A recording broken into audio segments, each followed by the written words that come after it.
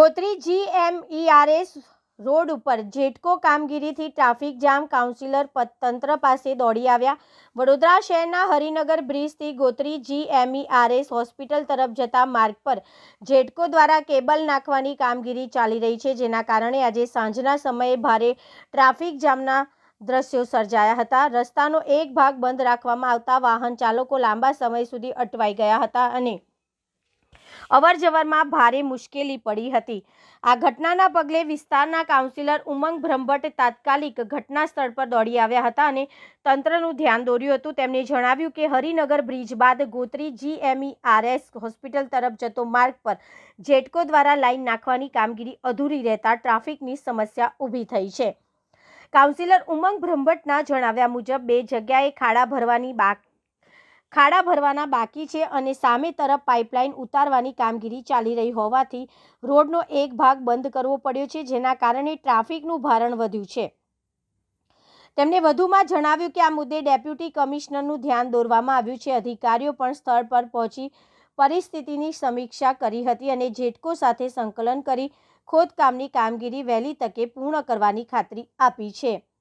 તંત્ર દ્વારા જણાવ્યું છે કે ખોદકામ બાદ વેટ મિક્સ નાખી રોડ સમતલ કરવામાં આવશે અને ટ્રાયલ બીટ પૂર્ણ થયા બાદ રોડને ફરીથી વાહન વ્યવહાર માટે ખુલ્લો કરવામાં આવશે। સાથે જ જ્યાં સુધી કામગીરી પૂર્ણ ન થાય ત્યાં સુધી સામેનો માર્ગ સંપૂર્ણપણે બંધ નહીં કરવામાં આવે તેવી પણ ખાતરી આપવામાં આવી છે।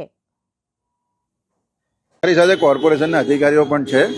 અત્યારે GMERS ની સામેનો જે રસ્તો છે ત્યાં આગળ એક તરફ જેટકોનું કામ છે, બીજી તરફ પાણીની લાઈન માટેની પાઇપો ઉતરી રહી છે અને ટ્રાયલ પીટ માટે પાણીની પાઇપો ઉતરી રહી છે, એના માટે એક તરફનો રસ્તો બંધ કર્યો છે।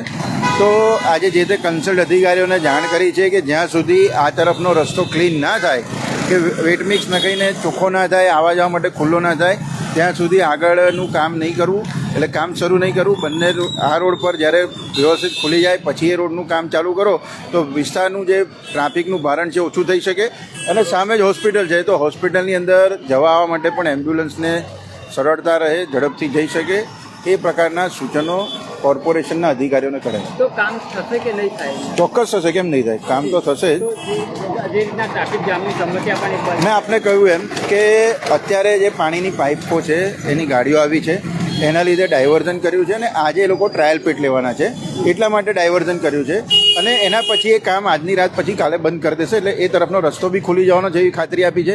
માનનીય ડેપ્યુટી કમિશનર ગંગાસિંહ સાહેબ સાથે પણ વાત થઈ છે। આજે આપણે અત્યારે જે હયાત રોડ ઉપર ઊભા છે એ રોડને વેટ મિક્સ નાખી અને એને ખુલ્લો કરી વ્યવસ્થિત કર્યા પછી જ આ રોડ જ્યારે વ્યવસ્થિત થઈ જાય ત્યારે સામેની લાઈન, સામેનો રોડ બંધ કરવો એવી રજૂઆત પણ અમારા દ્વારા કરવામાં। હમણાં તો બંધ નહીં થાય ને? અત્યારે પાઇપો ઉતરી રહી છે અને ટ્રાયલ પીટ લેવાના છે, એટલે આજના દિવસ પૂરતું એ બંધ રહેશે, કાલથી બધી સવારથી એને ખોલી દેવામાં।